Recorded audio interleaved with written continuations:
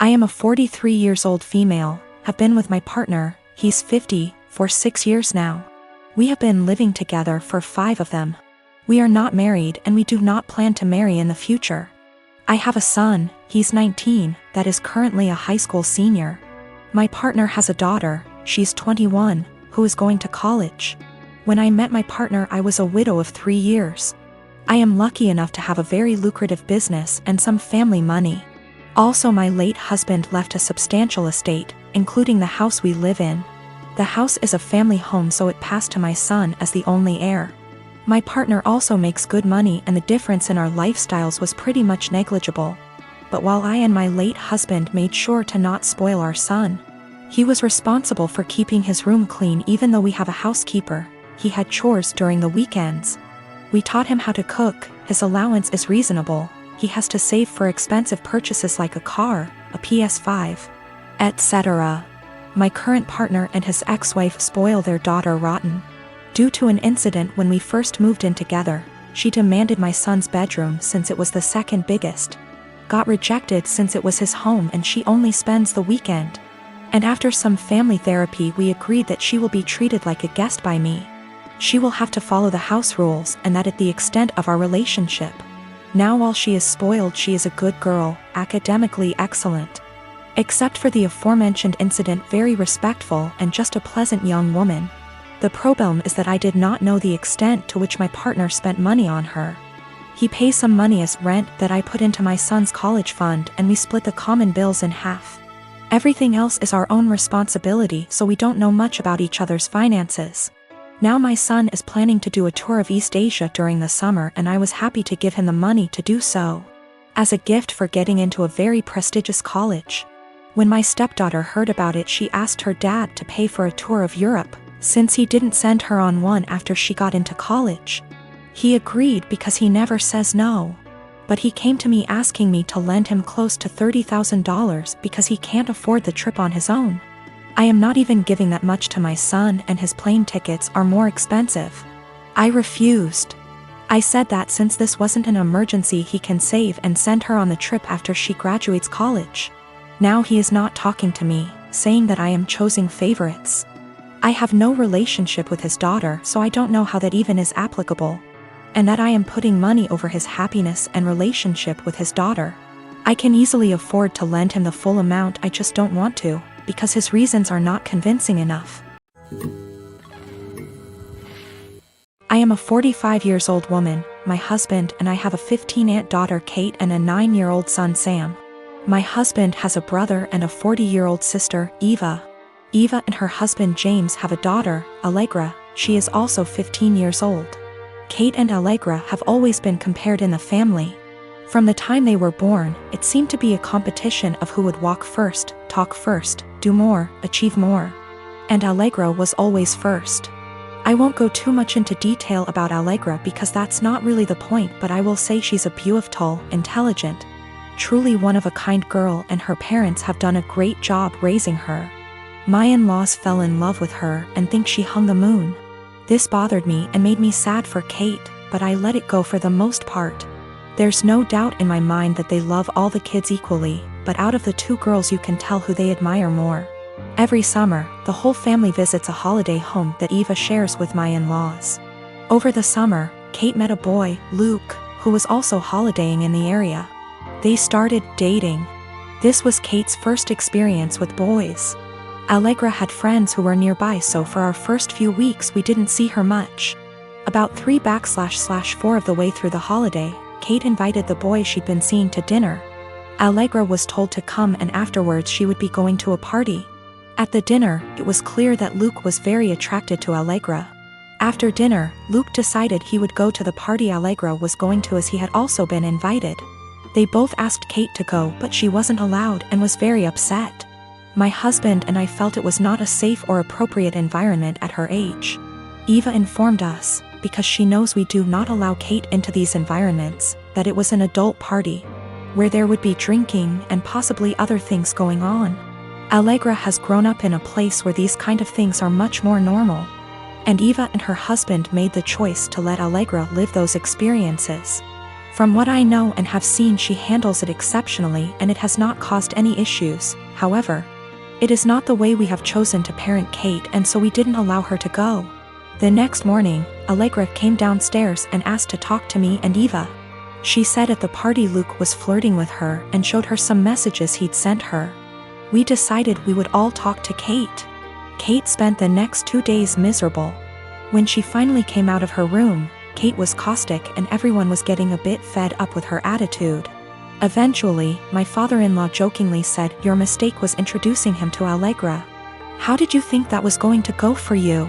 My mother-in-law told him off but added that Luke handled it terribly, but the outcome was sort of inevitable. Kate left the table in tears.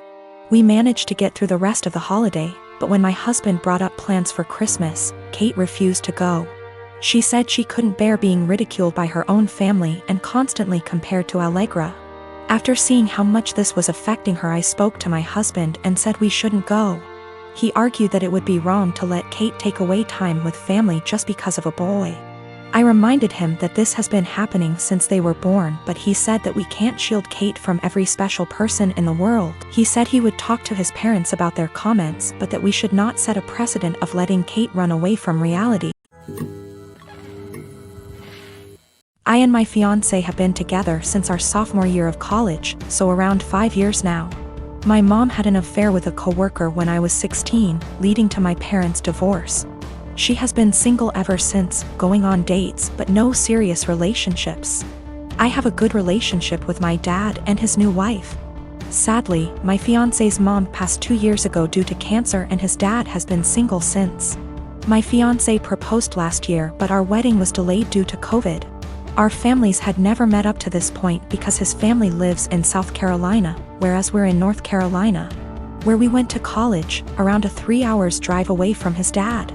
3 months ago, in January 2021, we decided that it was time to have our families meet for the first time to discuss our upcoming wedding in June 2021. Held in our backyard, COVID appropriate, immediate family only. My dad and his wife, my fiancé's dad, and my mom all met at our place to meet and discuss the wedding. This went well, albeit there was some tension between my mom and my dad. This morning, out of the blue, my mom called me and announced that she had eloped. I was shocked as she had not been dating anyone to my knowledge. Upon questioning, it turns out that she and my fiancé's dad had been dating in secret since that meeting in January and had married in secret yesterday, making my fiancé my stepbrother. I want to throw up just thinking about this.